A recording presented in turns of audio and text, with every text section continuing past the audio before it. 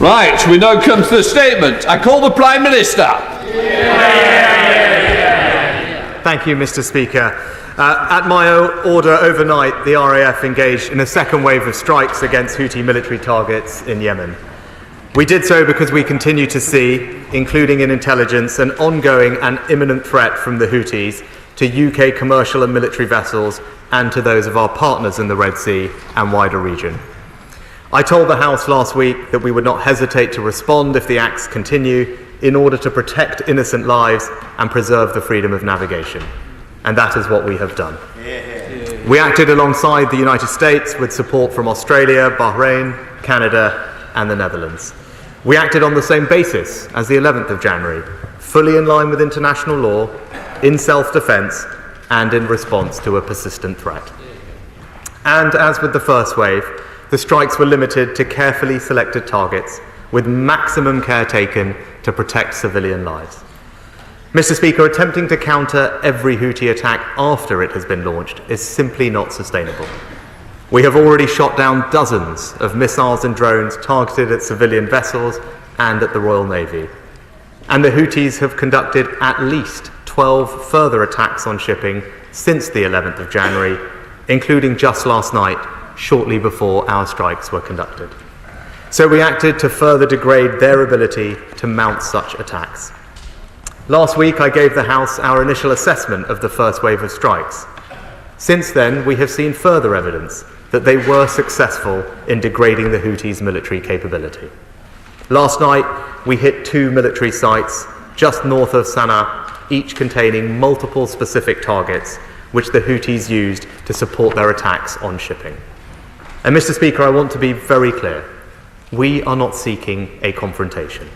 We urge the Houthis and those who enable them to stop these illegal and unacceptable attacks. But if necessary, the United Kingdom will not hesitate to respond again in self-defence. We cannot stand by and allow these attacks to go unchallenged. Inaction is also a choice. With that in mind, Mr. Speaker, and given the persistent nature of the threat, it was important to update to the House again today. I listened carefully to honourable and right honourable members last week, and so we will give the House a chance for a full debate on our broader approach in the Red Sea tomorrow. Mr. Speaker, we took extensive steps to address this threat to international security before taking military action.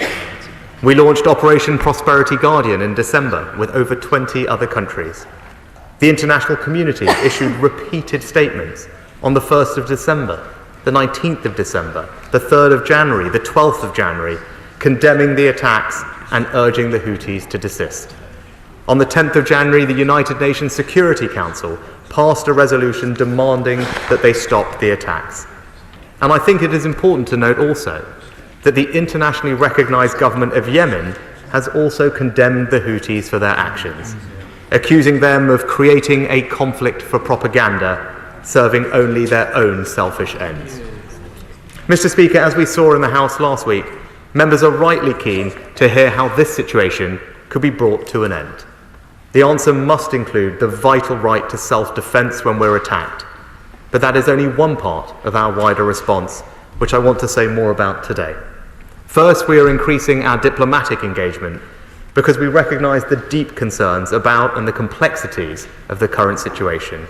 I spoke to President Biden about these issues last night. The Foreign Secretary will be in the region in the coming days, and he met his Iranian counterpart last week. He made clear that they must cease supplying the Houthis with weapons and intelligence and use their influence to stop Houthi attacks. Second, we must end the illegal flow of arms to the Houthi militia. We have intercepted weapon shipments in the region before, including components of the very missiles used by the Houthis today. This brings home the importance of maritime security in the region, and that includes working closely with our allies and partners to disrupt and deter the supply of weapons and components. Third, we are going to use the most effective means at our disposal to cut off the Houthis' financial resources where they are used to fund these attacks. We are working closely with the United States on this and plan to announce new sanction measures in the coming days. Fourth, we need to keep helping the people of Yemen, who have suffered so terribly as a result of the country's civil war. We will continue to deliver humanitarian aid and support a negotiated peace in that conflict, not just because it's the right thing to do, but also because we need to show the people of Yemen that we have no quarrel with them, as the Yemeni government itself understands. So, Mr. Speaker, this is our strategy, and we will keep all other tools under close review as well. Mr. Speaker, I repeat that there is no link between our actions of self-defence in the Red Sea and the situation in Israel and Gaza. Those who make that link do the Houthis work for them. And I want to be clear that those here at home who glorify the Houthis' attacks are glorifying terrorism, plain and simple. They will be met with a zero-tolerance approach. Now, all of that said, Mr. Speaker, I would like to address the situation in Israel and Gaza directly because it remains at the forefront of members' minds. President Biden and I again discussed this yesterday, and he shares my deep concerns about the situation, about the terrible suffering and loss of civilian lives. So together we are working to establish a new aid route through the port of Ashdod. And Mr. Speaker, the UK wants to see an end to the fighting in Gaza as soon as possible. We are calling for an immediate humanitarian pause to get aid in and hostages out as a vital step towards building a sustainable, permanent ceasefire without a return to destruction, fighting and loss of life. But to achieve that, Hamas must agree to the release of all hostages. They can no longer be in charge of Gaza. The threat from Hamas terror and rocket attacks must end, and an agreement must be in place for the Palestinian Authority to return to Gaza to provide governance services and security. That is the pathway to peace that should unite the whole House. And I believe we are also united in support of a two-state solution. Mr. Speaker, through all the complexity of the current situation, our principles hold firm. Resolute in the face of threats, compassionate in support of those in need, and determined in maintaining stability, security, and the rule of law. That is what our allies and partners have come to expect from the United Kingdom. That is what we stand for, and I commend this statement to the House. I now call the Leader of the Opposition, Keir Starmer. Thank you, Mr. Speaker, and thank you to the Prime Minister for advance copy of his statement. Labour said we will judge further action on the Houthis on a case-by-case basis. So let me be clear, we back this targeted action to reinforce maritime security in the Red Sea. The Houthi attacks must stop. They are designed to destabilise us, so we must stand united and strong. They bring danger to ordinary civilians working hard at sea, so we must protect them. And they aim to disrupt the flow of goods, food and medicines, so we must not let them go unaddressed. The professionalism and bravery of those serving on HMS Diamond and flying RAF Typhoons are both totally accepted and completely remarkable. Without them, Britain cannot be a force for good in the world. Mr. Speaker, these are, of course, the second set of strikes that the UK has participated in, and the stated aim of the first set was to deter and degrade Houthi capability. But we now know that their attacks have continued. So while we do not question the justification for action, it is right that the House hears more about their effectiveness. Labour, of course, recognises that strikes can be used to reduce threat without eliminating it, and we recognise that the military action taken is just one component of a wider diplomatic strategy. But nonetheless, I would ask the Prime Minister to set out his confidence that these strikes will be effective in reducing Houthi capabilities. And while, of course, we understand the clear legal basis for these actions, as the situation has evolved, can the Prime Minister now commit to restating and republishing the government's legal position? Mr. Speaker, alongside the UK and the US, other countries have provided non-operational support for these strikes and maritime protection in the Red Sea. Many more support the United Nations Security Council resolution that utterly condemns the Houthi attacks. So can I ask the Prime Minister what work is being done to hold together that coalition and to, if possible, enlarge that coalition?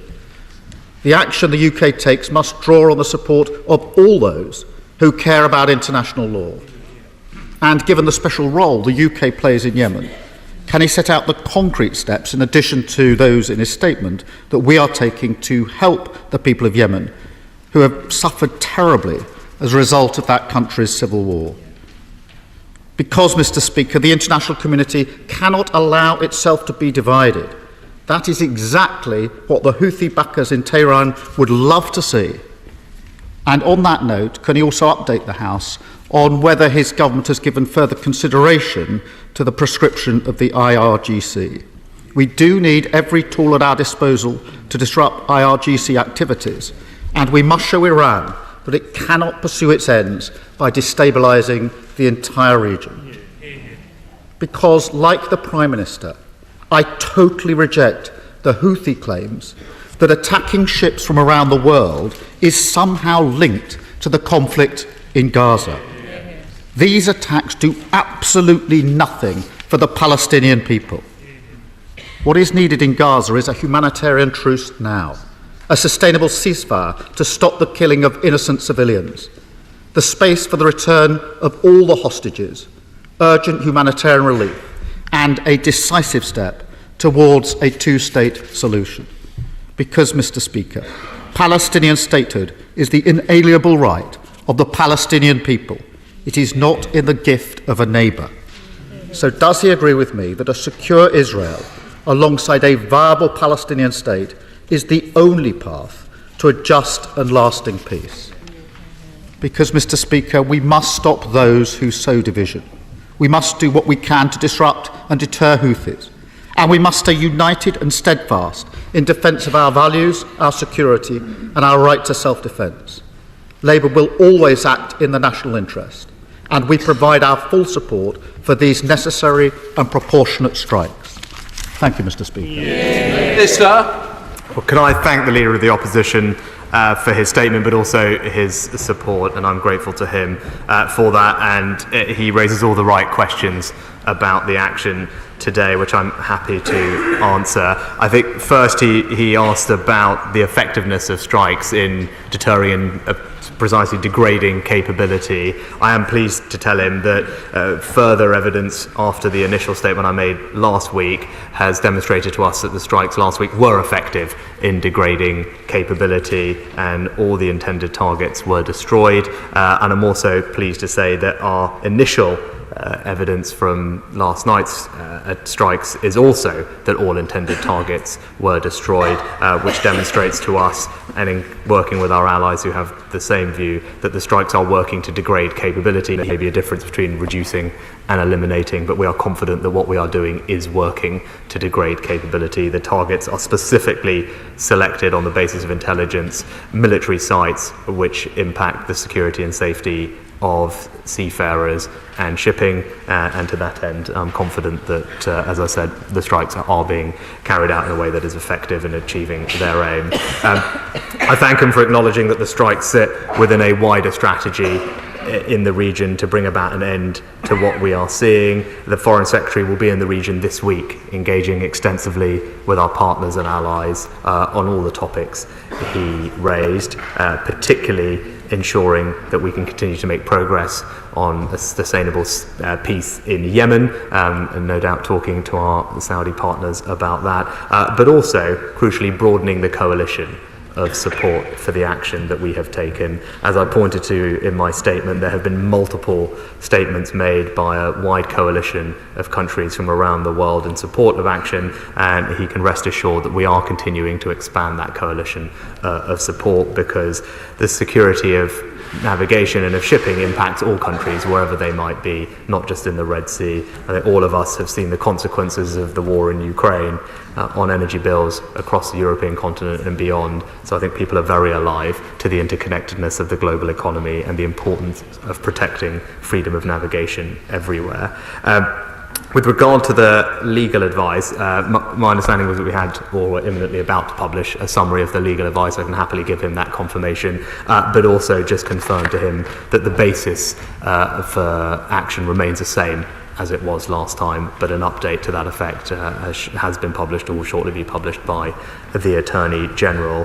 And lastly, I'll just touch on his broader point. He's right to highlight the malign influence of Iran in the region. Obviously, we don't comment on ongoing decisions or processes around prescription of organisations, but he can rest assured that we're alive to the risk and working closely with our allies, in particular the United States and our European allies, to jointly work out the most effective way of countering that influence. As I said, the Foreign Secretary spoke to his counterpart last week, and we will continue to use all measures at our disposal to protect ourselves. We passed the National Security Act here in the UK and have already sanctioned the IRGC in its entirety. But more generally on the specific action that we have taken, I thank him again for his support. We have taken limited, proportionate, and I believe necessary action in self-defence. We will always reserve the right to do that, to protect innocent lives and freedom of navigation. Our desired outcome, of course, is for the Houthis to desist, to de-escalate the situation. What they are doing is unacceptable and illegal, and the onus should be on them to stop it. But we will use all levers at our disposal, including diplomacy and sanctions, to achieve that objective. Chair of the Defence Select Committee, Jeremy Quinn. Thank you, Mr. Speaker. Can I welcome what my right honourable friend says about diplomatic and humanitarian efforts and indeed cutting off the supply of arms. I particularly welcome what he says about the effectiveness of the strikes that have already taken place. But would he, however, agree that in order to protect civilian shipping, this may need to be a prolonged and persistent targeted campaign alongside our allies? Prime Minister. Mr. Speaker, I can thank my honourable friend for his question. I just want to be absolutely clear that no decision has been taken to embark on a sustained campaign of the nature that he mentioned. These were limited strikes specifically in response to threats that we perceived, but we do reserve the right to take action in self-defence, as I've said. But crucially, the military action is just one part of a broader strategy, diplomatic, sanctions and others. We will use all levers to bring about an end to the disruption and the illegality that the Houthis are causing. Leader of the SNP, Stephen Quinn. Thank you, Mr. Speaker. Freedom of navigation is not a choice, it is indeed a necessity, not least because of the impact it could have upon all of the people we are very fortunate to represent. As such, as a point of principle, I think it's fair for the government to use proportionate and robust action to defend that right to freedom of navigation. However, for all of us in this chamber, we do, of course, need to be mindful of the opponent that we face in this regard. The Houthis have been under constant, almost constant, bombardment from Saudi Arabia for the best part of 8 years. They didn't get that message, so why are we so confident that they will get our message this time around? And that, of course, leads to the wider question of what is the ultimate strategy here going forward, not just in relation to the Houthis, but in relation to the wider region. Because over the course of the last week, we have seen missile strikes in Iran, in Iraq, in Lebanon, in Pakistan, in Syria, and of course in Yemen.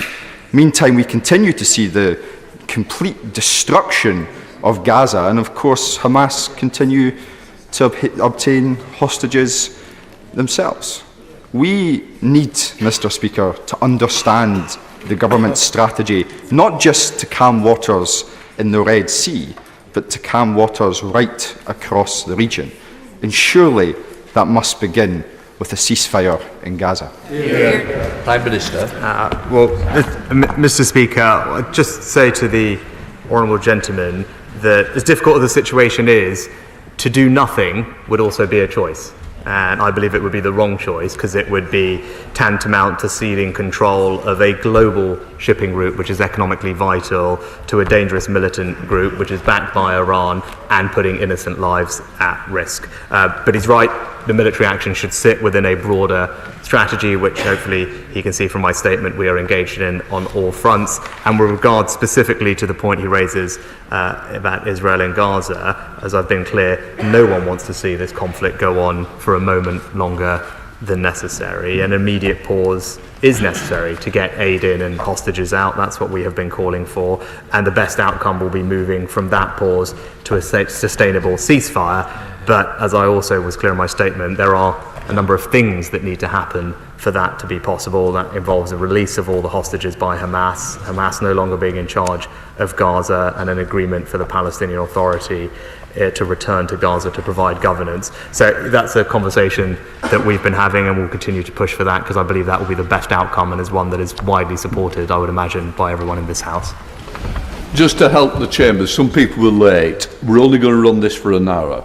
So please, try and help each other by being as quickly as we can. Let's go to the Chair of the Foreign Affairs Select Committee, unless you can't. Thank you, Mr. Speaker. I welcome these airstrikes, which were conducted solely to re-establish freedom of maritime movement.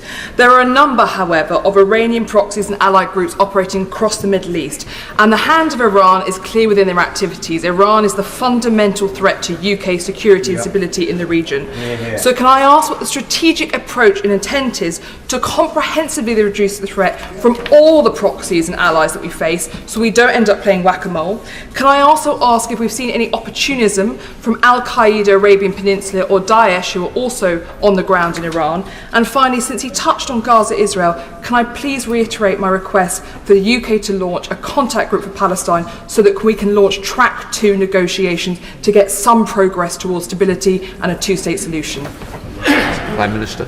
Perfect. Well, so the behaviour of the Iranian regime, including the actions of the IRGC, pose a significant threat to the safety and security of the United Kingdom and our allies, and particularly Iran's actual direct threats against people here in the UK, as well as their destabilising influence in the region. So it's a threat we're alive to. That's why we've already sanctioned more than 400 Iranian individuals, including the IRGC, as I said, in its entirety. And the National Security Act last year provides new measures for our police and security services to counter the hostile influence that we see. Our foreign minister spoke to his Iranian counterpart last week. We'll continue that diplomacy this week. And as I pointed to in my statement, we have previously interdicted the supply of Iranian missiles being smuggled to the Houthis last year and the year before. And that's something that we need to ensure we work with our allies to do, because the flow of these weapons to the Houthis is critical to their ability to carry out these attacks,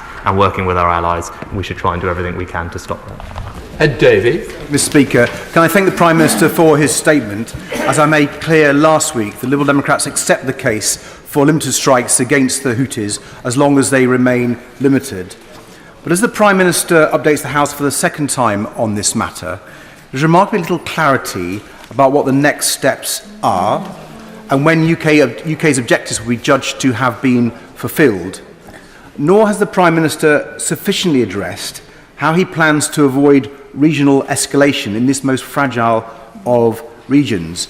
And can I thank him for agreeing that this House can debate this matter tomorrow, but will he not give the House the opportunity to vote on this matter, not least given the huge cross-party support there are for limited strikes, which will surely strengthen the signal that he intends to give? Prime Minister. Well, Mr. Speaker, what is escalatory is the Houthis ramping up attacks on commercial shipping and launching missiles and drones against US and UK warships and threatening allied bases in the region. I'd be very clear, military action was a last resort. We provided warning after warning, including with allies and at the UN Security Council. And the Houthis had and continue to have the ability to prevent this by stopping their illegal attacks. And as I pointed out earlier, there are also risks to inaction, because it would damage international security, damage the global economy, and send a message that British vessels' lives and interests are fair game, none of which I think is acceptable. I'm pleased the House will have an opportunity to debate this tomorrow, but as I said, we reserve the right to take action in a limited, proportionate and legal way in self-defence. That's the right thing, and I think the country would expect nothing less from the government. Dominic Raab. Speaker, can I welcome the Prime Minister's statement and action? And on the issue of Iran, can he say what contingency planning has been done in the eventuality that Houthi attacks in the Red Sea are followed up by IRGC attacks in the Persian Gulf? Prime Minister. Oh, can I thank my honourable friend for his question. He's right to point out the link between Iran and the Houthis. As I said, something we are alive to, something I discussed with President Biden last night. He'll know that we have assets in the region and we are working closely with our allies to ensure maritime security, whether that's interdicting arms and more generally ensuring the freedom of navigation. Diplomacy will also have to play a part, which is why the Foreign Secretary's conversations with his Iranian counterpart are so important, but we remain alive to the risks and we'll do everything we can to reduce them. Thank you, Speaker. The Prime Minister's right to do nothing is not an option. Well, to do something also is the need of a strategy. So can I ask the Prime Minister, if the attacks continue and there's continued disruption of maritime trade, does he have a plan B? Prime Minister. Mr. Speaker, that's why we are working extensively with our allies, broadening the international coalition of support, condemning the Houthis' behaviour and putting pressure on them in all different ways. It's important that military action is not seen in isolation. It sits alongside a wider diplomatic strategy and economic strategy, and as I said, we'll be bringing forward new sanctions measures together with our allies in the coming days. Sir Bernard Jenkins. Thank you, Mr. Speaker. Can I express my full support for the action that the Prime Minister has approved? But could I ask my right honourable friend to extend his strategic objectives? Because it seems that this threat will remain so long as the Houthis have a safe haven to operate from. And it is a question of how we deal with what is effectively an ungoverned space, that part of Yemen. Yep. Prime Minister. Well, Mr. Speaker, what's clear is that the Houthis' behaviour is actually damaging the people of Yemen. We talked previously about the importance of the supply of food into Yemen, but also their destruction of oil infrastructure deprives the Yemeni people of key revenue. These are all topics that we are engaged with our Saudi partners. We very much support the negotiations. There was a deal announced, as he knows, in December. We'd like to see a lasting peace and security for the Yemeni people through an inclusive political settlement, and I can assure him that diplomatically we're working very hard to achieve that aim. Imran Hussain. Prime Minister rightly states that the majority of this House supports a two-state solution to bring a lasting peace. But this is clearly not shared by the Israeli Prime Minister Netanyahu, members of his far-right cabinet, nor the Israeli ambassador to the UK, who openly advocating genocide on the UK airwaves, who have all rejected an independent state of Palestine. Will the Prime Minister make it clear to the Israeli Prime Minister that he condemns his comments for standing in the way of peace, and will he condemn the vile comments of the Israeli ambassador who labelled every building in Gaza as a legitimate target for the Israeli military? Prime Minister. Mr. Speaker, the Foreign Secretary will be in the region this week, and he will reiterate what I have reiterated publicly and from this dispatch box, that we are absolutely committed to a two-state solution. We believe it is the right outcome for the people in the region. We want Palestinians and Israelis to be able to live side by side with peace and security and dignity, and we will redouble our efforts to bring about that outcome. Tobias Elwood. Mr. Speaker, Yemen is a complex, war-torn and troubled country that's never really settled since North and South united in 1990. Today, the civil war means 2/3 of the population require humanitarian support. As Middle East Minister, I spent a lot of time with the United Nations, the US and Gulf nations to build a suitable governance and security framework. Would the Prime Minister agree our attention on Yemen should not just include removing the immediate threat in the Red Sea, but a fresh, more cognitive approach to resolving the longer-term governance issues in this troubled country, or the threat will remain? Prime Minister. Well, I thank my honourable friend for his previous efforts, and as he knows, we're a penholder on Yemen in the UN, and we continue to use our diplomatic and political influence to support UN efforts to bring about that lasting peace to Yemen through an inclusive political settlement. And the British people can also be very proud of what we're doing to support the Yemeni people from a humanitarian perspective.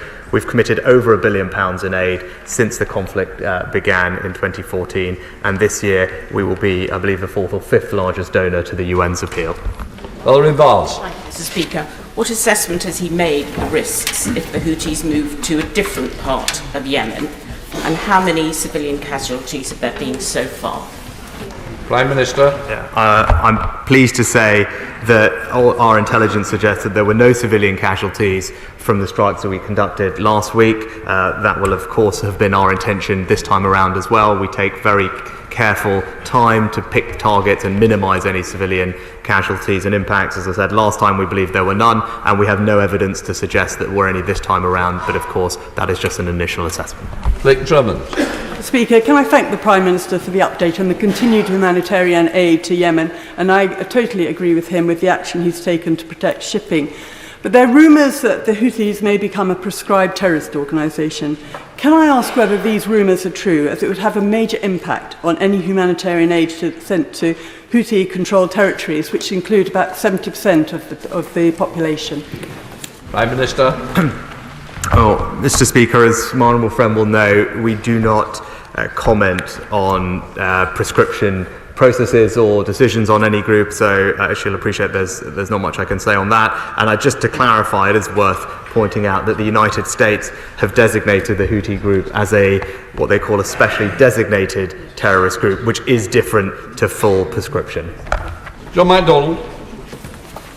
At the moment, the Houthi attacks are continuing on. The PMU are attacking US bases in Syria.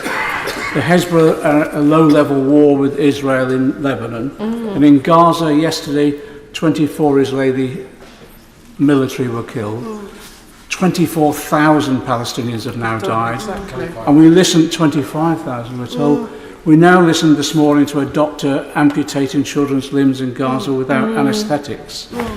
Does he not realise that without an immediate ceasefire, any strategy, any hope of a strategy succeeding will fail, and that the Netanyahu cabinet has now become an obstacle to peace rather than a partner in peace? Prime Minister. Well, Mr. Speaker, as I said, no one wants to see the conflict in Gaza go on a moment longer than is necessary. An immediate pause is now needed to get aid in and hostages out, and the best outcome will be moving from that pause to a sustainable ceasefire. But that sustainable permanent ceasefire does require a set of conditions for it to be truly sustainable and permanent, and that involves the release of all hostages and Hamas having no role in Gaza, particularly to fire rockets continually into Israel. And that's a sustainable ceasefire that we are pushing for. Sir Desmond Sway. If the Houthis persist, have we the capability to remove the threat, and will we do it?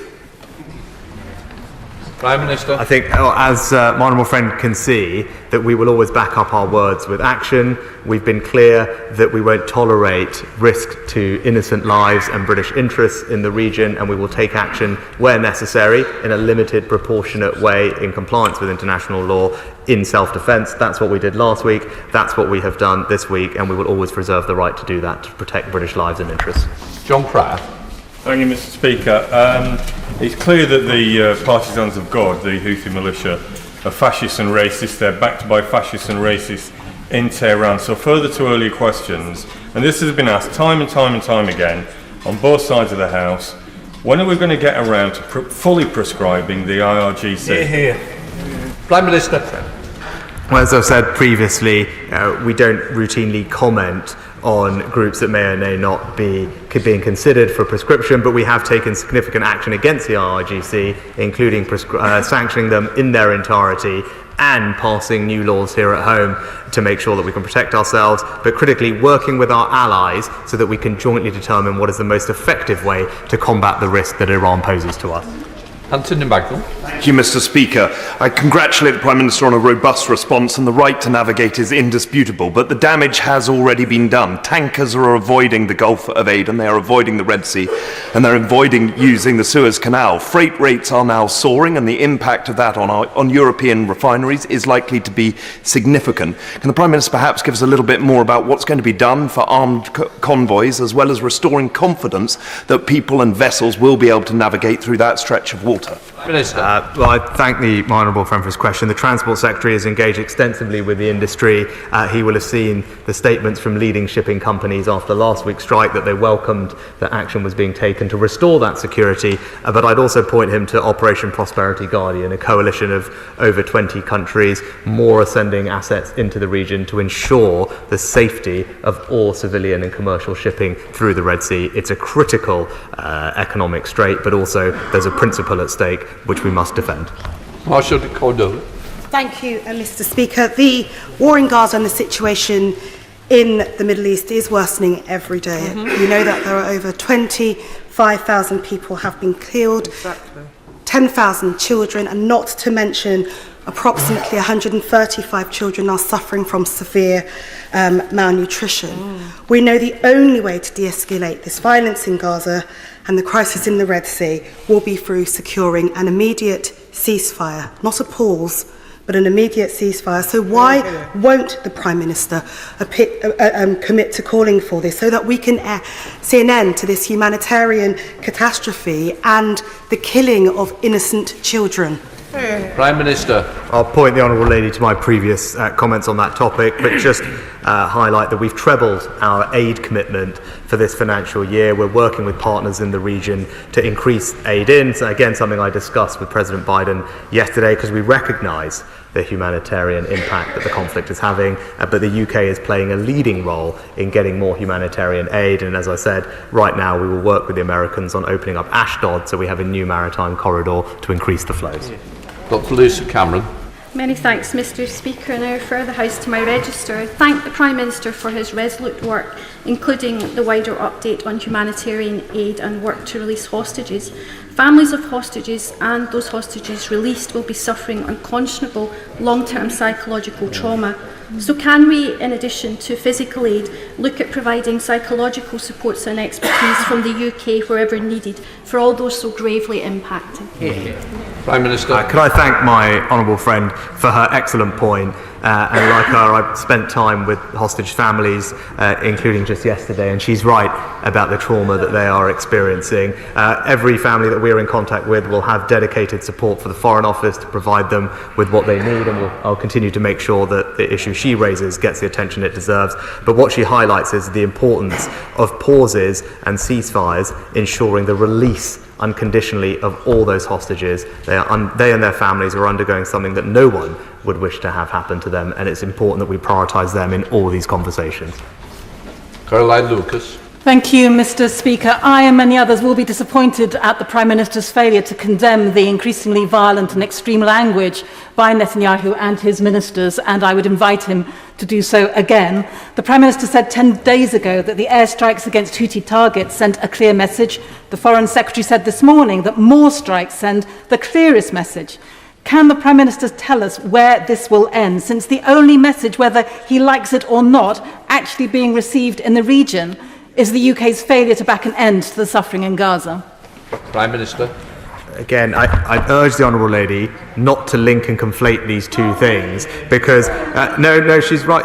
It is the Houthis that are doing that, and it's right that we call that out as being wrong, as the government of Yemen themselves have done so. It is absolutely right that we take necessary proportionate action in self-defence against risk to British lives and interests. That's what we did last week. That's what we have done this week, and we will always reserve the right to do so. And in parallel and separately, we're also doing everything we can to bring about more aid into Gaza and a sustainable ceasefire there that involves a release of hostages and the end of Hamas's hostilities. Greg Smith. Thank you, Mr. Speaker. I welcome the Prime Minister's statement, and the actions of self-defence against the Houthis are the right thing to do. But over the last 24 hours, the BBC have carried reports that senior IRGC generals have made extremist speeches to United Kingdom students riddled with anti-Semitism and the promotion of violence. This radicalisation simply must stop. So what steps is my honourable friend taking to end IRGC infiltration in the United Kingdom? And whilst I fully acknowledge that he won't comment on prescription at the dispatch box, will he at least acknowledge the strength of feeling from all sides of this House, across the political divide, for the prescription of the IRGC, which is behind so much violence in the region, including the barbaric attacks of the 7th of October and the continuing attacks in the Red Sea? Prime Minister. Well, can I firstly stress that it's an absolute priority to protect the UK against foreign interference, and we will use all available levers to do that. And on the particular matter that he raised in the reports, I know that the Charity Commission have opened an ongoing compliance case into trusts linked to the Canoon Islamic Centre, so it's right that that investigation happens properly. But more broadly, universities do have a duty to prevent people being drawn into terrorism, and where there is evidence that universities are failing in that duty, then I'm happy to reassure him that the government will not hesitate to intervene to ensure that the right steps are taken. Debbie Abrahams. Thank you, Mr. Speaker. I also share the concerns about what the strategy is, what the contagion to the rest of the Middle East will be, and that we are potentially bolstering Houthis' position in Yemen. But can I ask the Prime Minister about a constituents partner who, I mentioned this to the Leader of the House last Thursday. He has been waiting evacuation from South Gaza for a number of months now. He now has suffered a broken leg. He's receiving no health care. So can I urge the Prime Minister to liaise with the Israeli and Egyptian authorities for his immediate evacuation? It can't carry on. Thank you. Prime Minister. I'm very happy to do that, and I'll follow up with the Leader of the House on the Honourable Lady's case.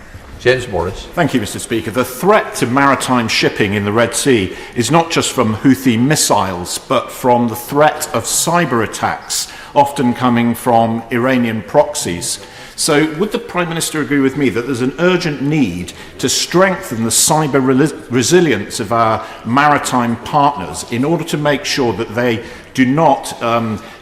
are not susceptible to the threat of cyber attack, which may disable them and cause multiple problems? Prime Minister. My honourable friend makes an excellent point, and that's why previously we've created and funded the National Cyber Security Centre, which is something that our allies respect us for having global leadership on. But I think his point is well made, and I'll ensure that we are spreading our best practice to allies in the region. Kenny McCaskill. The root cause, the key to addressing violence is to address the root cause, not just the manifestations. The Red Sea is inextricably linked to the events in Gaza. Rather than bombing the Houthis, who have been bombed for a decade by Saudi Arabia with the best military equipment that Britain and America could sell them, is it not time that we actually supported South Africa and other countries at the International Court of Justice in addressing the root cause, which is the genocide unfolding in Palestine? No, I just say I disagree with the honourable gentleman, and we disagree with what South Africa have brought to the ICJ, and don't believe that it is helpful, but also disagree with them that these two things are linked. The Houthis have carried out attacks on multiple ships from different countries, many of which have nothing to do with the situation in Israel and Gaza, and as the government of Yemen itself has pointed out, this has nothing to do with that, and they are using this for propaganda for their own selfish ends. Stephen Timms. Mr. Speaker, the Prime Minister has referred to the international support for the actions in the Red Sea, but why have only US and UK forces actually taken part in them? Prime Minister. Well, I'd say to the honourable gentleman, we also received support from Canada, Australia, the Netherlands and Bahrain in these particular strikes, as we did last time. But I would also point him to the statements that have been put out previously from over a dozen countries, including New Zealand, Korea, Singapore and others, but also the UN Security Council resolution from the 10th of January, which was unequivocal in condemning the Houthi attacks and acknowledging the right of member states in accordance with international law to defend their vessels from attacks. Leila Moran. Speaker, we now have 25,000 dead. We have 130 hostages still there. My extended family are still trapped. Yeah. And whilst you want to have hope, I dare say it has now turned to complete despondency. He will have heard, I'm sure with dismay, the words of Netanyahu when he said that he is categorically against two states. Yeah. This echoes the equally awful words of Hamas, who say the same thing. Does he not agree that what we have here are the extremes of the debate? And what words of hope does he have to offer those voices in Israel, Palestine and beyond who cling on desperately for the light in this darkness? Prime Minister. Can I thank the Honourable Lady for her question and her comments, but agree with her that we are committed to a two-state solution because that is the only way we can bring about a future where Palestinians and Israelis can live side by side with the security that they deserve, with dignity and with opportunity. And the events of the last few months remind us that we must redouble our efforts to bring about that outcome, and I remain confident, because of the engagement that we're having, that we can make progress on that aim. Alex Sobel. Thank you, Madam Deputy Speaker. The Prime Minister, you said, we urge the Houthis and those who enable them to stop these illegal and unacceptable attacks. You then only spoke about Iran. So the Prime Minister only spoke about Iran in terms of those that enable them. Who else is enabling the Houthis, and what action are the UK and its allies doing to stop them and their supply of weapons and other support to the Houthis? Prime Minister. Well, Mr. Speaker, I particularly mentioned Iran with good reason, because they are one of the primary suppliers of weapons to the Houthis, and that's why in the past we have interdicted those shipments, and their behaviour remains of primary concern to us. They are the significant destabilising actor in the region and will continue to be a focus of our diplomatic efforts. But more broadly, we want to see peace and stability in the region across the board, and diplomatically and otherwise we will work hard to bring that about. Sana Begum. Thank you, Madam Deputy Speaker. Further violence will not achieve peace. Aid agencies are warning that the UK-US continuing to bomb Yemen is threatening civilian populations and limiting humanitarian assistance from reaching millions who are already enduring starvation. Instead of escalating risks to civilian populations in the region, why can't the Prime Minister just support the growing and increasing calls internationally for an immediate ceasefire in Israel-Gaza, an end to the bloodshed in Gaza, an end to the attacks on Yemen, and call for peace, justice and human rights? Again, I would not draw a link between the action in the Red Sea and the situation in Gaza. They are two completely different things, and whilst the Houthis may seek to link them, we should not pander to that narrative. We've actually been in touch with our NGO partners, and they've confirmed no significant disruption to humanitarian efforts following our airstrikes. Again, we help to feed around 100,000 Yemenis every single month. And again, I would urge her to recognise that the Houthis' activities actually damage the Yemeni people who are entirely reliant on food coming in through those shipping lanes. Stephen Farry. Thank you. The Prime Minister sketched out some of the government's view as to what are the terms for a sustainable ceasefire in relation to Gaza.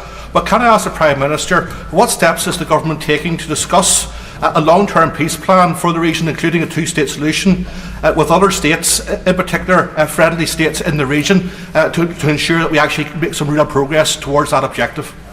Prime Minister. I can reassure the Honourable Gentleman that we are having exactly that conversation with all our partners and allies in the region. I started that dialogue when I visited the region towards the end of last year. The Foreign Secretary will be in the region again this week, and something President Biden and I discussed. I believe we're aligned on the future that we all want to see for the people of Israel and Gaza, and now we will work constructively with our allies to try and make sure that that can happen. Andrew Gwynn. Can I press the Prime Minister a little bit more on the issue of Palestine? Because whilst he is right to say in his statement that President Biden and he are united in support of a two-state solution, the Prime Minister will be acutely aware that the person who is likely to be President Biden's main challenger in November's elections almost certainly is not in favour of a two-state solution, and nor actually is the Israeli Prime Minister. So what is the Prime Minister and the British government doing to use this narrow window of opportunity to really push for that two-state solution? Prime Minister. Just refer the Honourable Gentleman to my previous answer. We are absolutely committed to a two-state solution, and will work very hard with all our allies to make progress towards that aim. Alison Thewlis. Thank you very much, Madam Deputy Speaker. The Yemeni analyst Hisham al-Misi is no friend of the Houthis. They in fact took him hostage some time ago. But he has been raising concerns about the way in which these blunt military actions will play into the Houthi narrative against America and the UK. So can I ask the Prime Minister, how does he intend to challenge that political narrative and ensure that the Yemeni people don't play into the Houthi hands with the action that he's taken? Prime Minister. Well, I'd say we're in dialogue with the Yemeni government, and they themselves are doing their best to counter the narrative that she mentioned. But also, I would just say, rather than characterise these as blunt strikes, they are actually very deliberate, very careful, targeted strikes on military sites, minimising the impact on civilians, and we will continue to make sure that that point is heard loud and clear. Stella Creasy. Thank you, Madam Deputy Speaker. The Houthis have already said we should expect a response to these strikes. Benjamin Netanyahu's words have further inflamed opportunities for peace between Israel and Palestine. There have been attacks in Pakistan by Iran. Clearly, the situation is escalating. We need all the partners and to collaborate as best we can if we are going to secure a ceasefire, end these attacks on shipping and get that two-state solution. The Prime Minister has talked about talking to our allies. Can he set out what conversations he's had with colleagues in the European Union who have their own peace initiative in the region and where he thinks that will get to? Prime Minister. Well, I regularly speak to colleagues across Europe, including just this morning with the Belgian Prime Minister, and we'll work with all our allies on these issues. We have done in the past and we will continue to do so, and I believe we're all united in the outcome that we want to see, which is a two-state solution where Israelis and Palestinians can live side by side with peace, security and dignity. Jim Shannon. Thank you, Madam Deputy Speaker. I welcome very much the Prime Minister's statement and for his very clear, firm stance, and it's good to have that. Will the Prime Minister confirm which steps will be taken to further secure the safe passage, bearing in mind the fact that shipping companies have been forced to increase the price of shipping for enhanced protection? Elim Church Missions from my constituency of Strangford at this moment are sending humanitarian containers to Aswatani in southern Africa. The increased prices for the containers to this end, and what else can be done, Prime Minister, to alleviate not only this international front, but the direct impact on our constituents who are already struggling with increased prices and stagnant wages? Thank you. The Honourable Gentleman's right to point out the economic impact of attacks on shipping on everyone here at home and indeed across the world. There is a meaningful economic cost to container ships rerouting round the Cape of Good Hope. That's an important reason for why we must have freedom of navigation and demonstrates why it's right that we take action, and Prosperity Guardian is the operation that is providing more maritime security in the area. Richard Bergen. Thank you, Madam Deputy Speaker. And following on from the Prime Minister's comments on Gaza, 25,000 people have now been killed in Gaza. So isn't it time that our government did more than express sympathies and instead used its diplomatic power to prevent more deaths there, starting by bringing a UN Security Council motion calling for an immediate ceasefire and by ending arms sales to Israel? Mr. Speaker, our actions are clear. We've trebled our aid commitment this year. We're doing everything we can to open more crossings, and recently we worked to deliver a new humanitarian land corridor from Jordan into Gaza with 750 tonnes of life-saving food and aid arriving in its first delivery. So we can be proud of the impact that we're having, but of course there's more to do, and that's why we'll continue to have those conversations to get more aid in. Andy Slaughter. Thank you, Mr. Speaker. The Prime Minister says that he supports a two-state solution. That requires his government to recognise the state of Palestine alongside the state of Israel. When will he do that? Prime Minister. The position of this government is the same as those of previous governments. It's been long-standing, and that's that we will recognise a Palestinian state at a time that best serves the peace process. Emma Hardy. Thank you, Mr. Speaker. There are 21 million people starving and in desperate need of food and aid in Yemen. How will the Prime Minister ensure that the military action taken by the British government doesn't impede that desperately needed humanitarian support? Prime Minister. Refer the Honourable Lady to my previous answer. In fact, the Houthis' disruption of Red Sea shipping is harming the Yemeni people who are reliant on those corridors to bring aid in. But as I said, we are the 4th or 5th largest donor to the UN appeal this year and have contributed £1 billion since the conflict began in 2014 and are currently helping to feed 100,000 people in Yemen every month. Jamie Stone. Thank you, Mr. Speaker. It will surely be a great concern that the Royal Navy is now almost too small to carry out its many responsibilities, including those that the Prime Minister has told us about today. Can the Prime Minister assure this House that this issue, this important issue, will be placed top of the agenda at the next Defence Review? Prime Minister. I'm pleased to tell the honourable gentleman that the MOD is receiving significant extra funds, £24 billion at the last spending review, and billions of pounds since then to rebuild stockpiles, ensure the sustainability of our defence nuclear enterprise, and in particular the Royal Navy has a very ambitious capital programme, and as he can see, they have successfully carried out the operations that we need them to, and they deserve our thanks and praise for their work. Alan Brown. Thank you, Mr. Speaker. The Prime Minister spoke about maritime security in the region, particularly in relation to stemming illegal sales, illegal arms getting into Yemen. How does the UK's abilities and capabilities to contribute to wider maritime security, how will they be affected by considerations to decommission HMS Westminster and HMS Argyll after multi-million-pound refits? And when will we make a final decision whether to mothball HMS Albion and HMS Bulwark? Prime Minister. Well, I think as the honourable gentleman can see, we absolutely have the capabilities and personnel we need to contribute to allied operations like Prosperity Guardian, but also to take action in self-defence as we have done. We will always make sure that our armed forces have the investment they need, and under this and previous governments, they've continued to receive very significant investment, which is set to rise in the years ahead. That completes the statement. We now come to the tribute to Sir Tony Lloyd. Before we proceed with the business, I would like to have the opportunity to remember our late colleague, Sir Tony. I first met Tony almost 30 years ago when I was standing as the candidate in Chorley in the 1997 election. Tony was Shadow Foreign Affairs Minister, and he came to Chorley, he came along to Adlington, the village I live in, and on Sutton Lane he was knocking on the doors. I've got to say, it was his charm, passion and good humour that helped convince those wavering voters to vote for me. So I'm always forever in his debt. Of course, Tony had been in the Commons for quite some time before me. In total, he served the people of Greater Manchester for 45 years.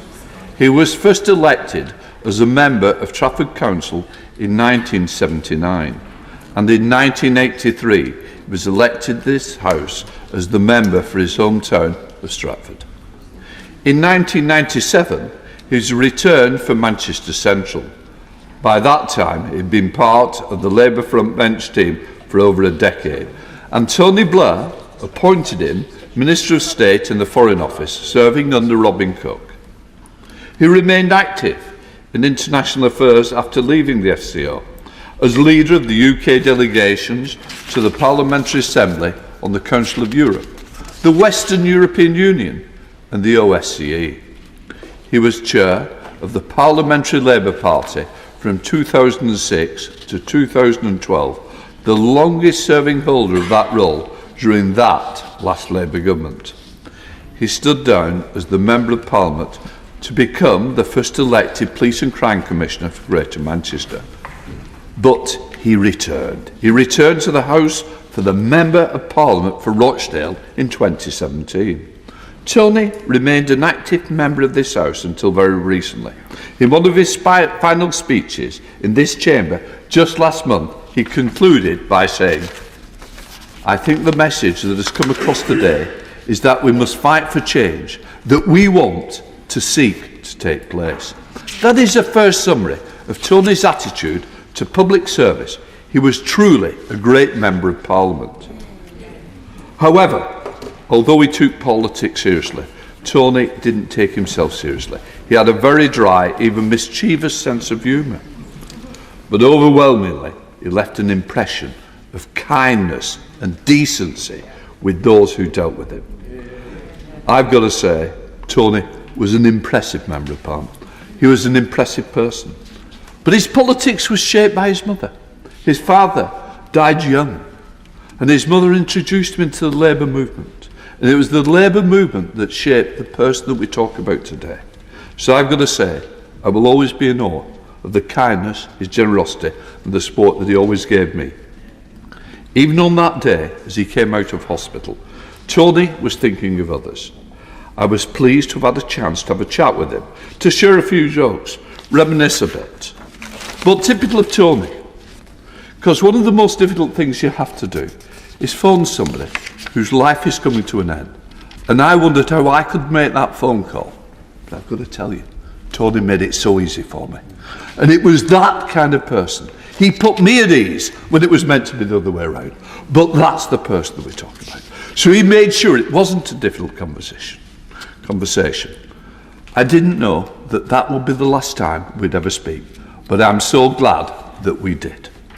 We've not only lost a great colleague and friend, the country has lost one of the nicest and most effective MPs. But while we're in this House, and those who work for him mourn his loss, our thoughts are with the family who are watching the tributes today.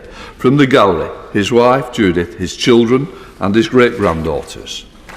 I hope the tributes will give them some comfort that Tony was much loved by all sides of the House. May you rest in peace, dear Tony. I now call the Leader of the Opposition, Keir Starmer. On the point.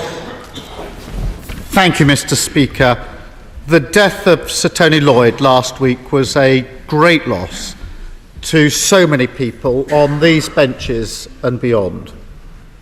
But the sadness we feel pales in comparison to the grief that Tony's family is going through. Our hearts are with them. And I'm pleased that some of Tony's family are in the gallery today. His wife, Judith, his children, Angarad, Siobhan, Kieran and Alexandria, his son-in-law, Paul, his nephew, Sean, who I know was like a son to him, and of course his sister, Vivian. Mr. Speaker, like you, I hope they can take some comfort in the memories and tributes of colleagues today, and I hope they see just how much Tony was loved and respected here in this House, and how much he managed to achieve in his decades of public service. Mr. Speaker, I first met Tony when I was Director of Public Prosecutions and he was the Police and Crime Commissioner in Greater Manchester. We were at a sexual assault referral clinic in Greater Manchester, St Mary's, which works with organisations and individuals committed to combating violence against women and girls, providing safe places for women and girls to report what has happened to them. It is an incredible model. And I saw firsthand Tony's commitment to tackling violence against women and girls. And what really struck me when I met him for that first time was that he had the heart of a true public servant. Not grandstanding, not pretending that he had all the answers, but quietly, respectfully, working with others to deliver. And like others, I've been deeply moved, Mr. Speaker, to read and hear the many tributes to Tony, not just from these benches, but from members across the House. And I thank members across the House for the comfort they will have given Tony's family in the tributes that they have paid to him. Tributes also from the trade union movement, because Tony was a committed trade unionist, and from people who met Tony in his decades of public service. And like you, Mr. Speaker, it meant a great deal to me personally to have the opportunity to speak directly to Tony when he left hospital for the last time, the Thursday before he died, Thursday week ago. I was able to convey to him firsthand the high esteem in which he was held by everyone, and I hope that it did give him some comfort and support in those final days.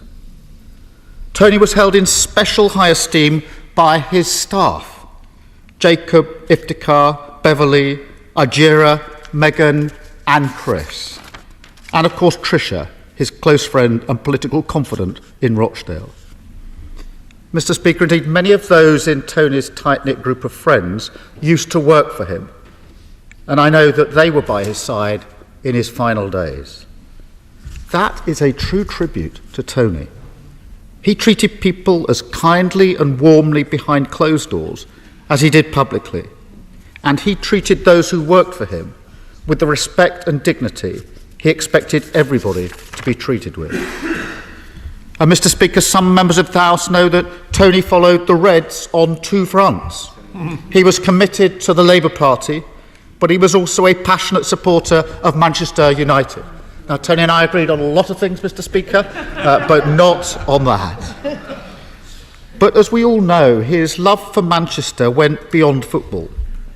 A former Irish ambassador who I've got to know well, and who worked closely with Tony when he was the Shadow Secretary of State for Northern Ireland, remembered receiving from Tony what he described as a whimsical Mancunian take on Irish history, which showed not just Tony's typical knowledge of his subject, but the great sense of humour and poignancy that he was known for.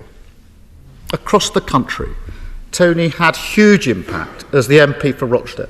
Across the United Kingdom, he championed cooperation, collaboration and communities. And across the world, he promoted peace, chairing Labour Friends of Ukraine, supporting human rights and democracy in Belarus. Yet, he still always had the time for the little things that matter so much to members of this House. A friendly word, some encouragement, with that twinkle in his eye which everybody who's ever met him knows and will remember. And Mr. Speaker, just a few days before he died, Tony published what would turn out to be his final article in his local paper. He wrote about his hopes for 2024, for peace in the Middle East and across the world. He wrote of the need to help the NHS off its knees, particularly having just experienced its care firsthand. He wrote of the importance of action on climate change to make sure that we can pass our planet on to our children. And he wrote about education and the need to invest in young people. Tony might not be able to lead the fight for that better world he hoped for, but those of us he leaves behind will. And we will have him in mind as we continue to fight for the causes that he was passionate about, the values he lived, and the people he served throughout his entire life. May he rest in peace. Thank you, Mr. Speaker. Prime Minister. On a point of order, Mr. Speaker. Last week, the whole House was deeply saddened by the loss of one of our longest-serving and most respected members, Sir Tony Lloyd. I offer my sincere condolences and those of the whole government to his wife Judith, their children and grandchildren, and to all his friends and family. Tony and I, of course, came from different political traditions, but I deeply respected him as a man of great integrity, compassion and humour, a gentle but fierce advocate for his constituents and his values, and a dedicated parliamentarian. He loved this House, he said, for the shenanigans of the place, and it said everything about his pragmatic and warm approach to politics that we have heard and will hear so many heartfelt tributes to him from all sides of this House. And for Tony, politics was always about people. And that began, of course, with his constituents in Rochdale and his home city of Manchester. Born in Stretford, within cheering distance of his beloved Old Trafford, he spent 36 years as a Member of Parliament and served as a Police and Crime Commissioner, truly living up to his nickname, Mr. Manchester. Tony gave an interview while recovering from COVID that gives you the full measure of the man. All of Tony's humanity is there, his empathy, his values. He talked of watching a young nurse gently feeding an old man opposite, and reflecting, in his words, that there is so much more to life than the next parcel from Amazon. It's what binds us together as a human family, that enormous decency. Tony was an enormously decent man who gave his life to public service, from local government to crime to Northern Ireland, and perhaps most enduringly in foreign affairs. He was a principled and tireless public servant who made a real difference to the lives of people here and around the world. Mr. Speaker, as you said in his penultimate contribution in this House, Tony said that change can happen and we must fight for the change that we want to see. From the beginning of his career right to the end, Tony Lloyd lived those words. He was a great family man, a great man of Manchester, and a great man of the House of Commons. He will be missed, but he and the change he fought for and achieved will never be forgotten. SNP spokesperson Marion Fellows. Thank you, Mr. Speaker, and I want to send our sincere condolences to Tony's family from the SNP benches, and I want to say a few words personally about Tony. I didn't know him very well, but one very vivid recollection. One evening in the COVID tent that was set up on the terrace, I went to meet an SNP colleague for a little light refreshment. And at the table with her was Tony Lloyd and Stephen Pound. Mr. Speaker, we almost got thrown out of that COVID tent, not because we were drinking so much, but because we were laughing so much. I think every time someone said something, either Stephen or Tony, and maybe a wee bit myself and my colleague, we just capped each other. And those who were in that tent probably remember the rocket. I mean, everyone was looking at us and wondering what it was we found so funny. I can't remember what it was we found so funny, but it just was one of those evenings where you go away feeling better. And thereafter, every time I met Tony, he spoke to me.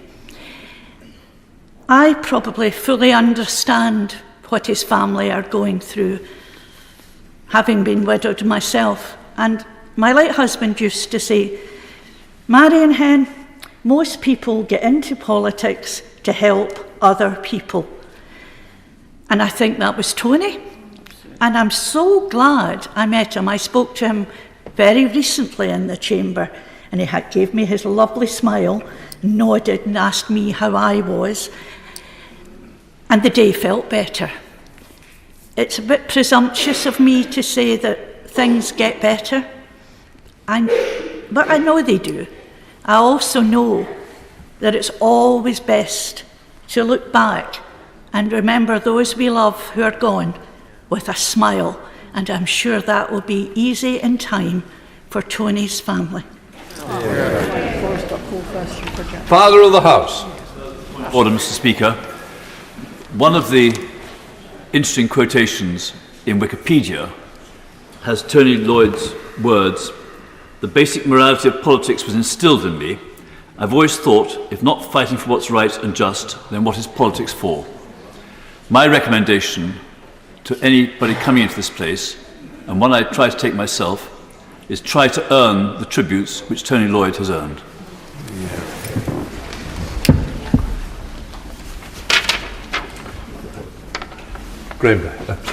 Ramsridge. Thank you, Mr. Speaker.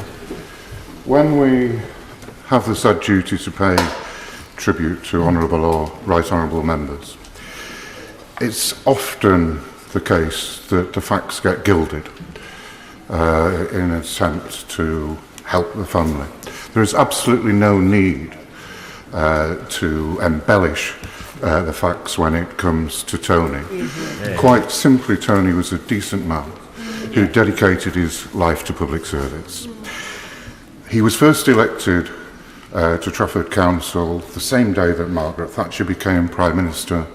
That meant his first 18 years as an elected representative were probably more difficult than most people's first 18 years. He very soon, 4 years after he'd been elected as a councillor, became the Member of Parliament for Stretford. That had two things that I want to mention. It meant that he represented Manchester United and Manchester City, both grounds were in that constituency. And Tony, who had been fair with all his constituents all his life, I suspect, he was not completely even-handed between the Reds and the Blues of Manchester. He was delighted to go into the director's box at Old Trafford, and I think the last EDM he put down was a very good tribute to Bobby Charlton when he passed away recently. One of the sadnesses of Tony passing is that he campaigned against and led a debate in Westminster Hall against the Glazers' parasitic ownership of Manchester United. And I think as the Glazers are on the way out, Tony would have been delighted to see their doings. When he became MP for Stretford, which included Moss Side, shortly afterwards I became leader of the council, and we both had to deal with many of the problems that there were in Moss Side at that time. I think it would be fair to say that Tony worked tirelessly to improve the relationships between the different communities and the public services in Moss Side, because we were still in the aftermath of the 1981 riots in Moss Side. I think it's also fair to say, and he took this into his job later as Commissioner of Police, he was not a supporter of James Anderton's rather brutal tactics in Moss Side, and he saw it as part of his job to improve relations between the communities, not to make them worse. And he took a similar attitude to that when he moved to Central, because though he loved representing Manchester United, he was always the political realist and could see that there was likely to be a much larger majority in Manchester Central than there was in Stretford. So he moved to Manchester Central, and again a difficult ward in Cheetham, where he dedicated his time to improving relations in that ward. And I think, he never said this to me directly, but I think it was his experience of seeing the damage that poor policing could do that motivated him to become the Police and Crime Commissioner for Greater Manchester. And in some ways, more importantly, he was the first non-elected mayor for Greater Manchester, where he used those skills of bringing communities together, so bringing the 10 local authorities of Greater Manchester together, because Greater Manchester has a reputation for the authorities working together. That doesn't just happen on its own. Authorities are often jealous of each other. Leaders of councils are jealous of members of Parliament. They're certainly jealous of mayors, elected or not. And Tony used his skills to bring people together. Tony was calm, which didn't mean to say he always towed the party line. On Iraq, for instance, and on Trident, I was pleased to walk through the lobbies with him. He did not agree with the current Labour Party policy on the Middle East, but again it was done in a calm and thoughtful way.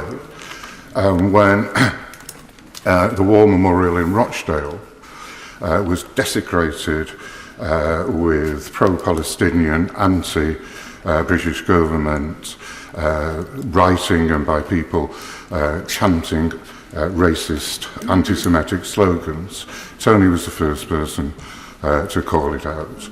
I think this House, the people of Rochdale, the people of Greater Manchester, will greatly miss Tony's contribution to our political life. Sir William Cash. It's with great sadness that I stand and say goodbye to Tony Lloyd. He was a man of great courtesy. He was a great parliamentarian, and I'm so glad that both the Leader of the Opposition and the Prime Minister have paid such fulsome tributes to him.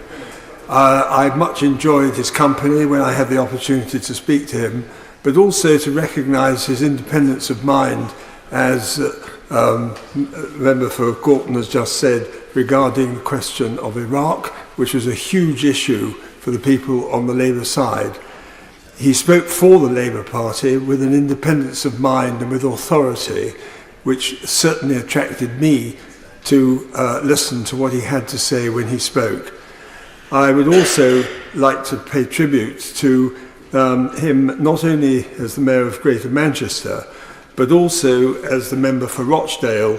And I, just as a personal anecdote, would like to put on record my thanks in 2017 when he helped to organise and spoke at the commemoration of John Bright in Rochdale Quaker Cemetery, and played a very important part, not only in putting the event together, but also in the celebration and commemoration that took place afterwards. He recognised the greatness of other people's contributions, such as that of John Bright in the history of Rochdale, and his commitment to democracy. And I can only say that as the member for Rochdale himself now, and sadly no longer, he represented the very best that people such as John Bright represented in Rochdale when he himself was a member of Parliament here in this country for so long. So I just want to pay tribute to his family, my condolences to Judith and the family, and to say thank you, Tony, for all you did. Ed David. Speaker, I hope these heartfelt tributes to Sir Tony Lloyd are a source of comfort to his family. Those of us who were lucky to know him for a little while knew him to be an absolutely lovely man, kind, respected on all sides of the house. You should be really proud of him. And I say to the Labour family, I know he was an integral part of the Labour Party for so many years. I know you're proud of him, justifiably so. He stood up for Labour Party principles and his own principles as an individual MP representing his constituency. I've spoken to Liberal Democrat colleagues in Manchester who remember him as a sort of person who would reach out to other parties to make sure that the people of Manchester, the people of his constituencies, were the prime objective in the work that politicians of all parties were trying to do.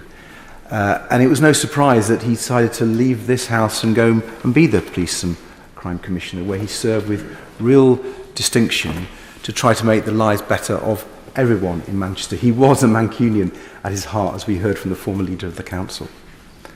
I also remember him as a strong internationalist.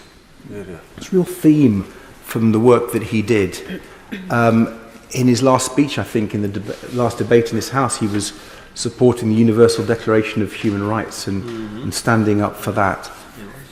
He voted against the Iraq War. He was an internationalist and put his beliefs above everything else there.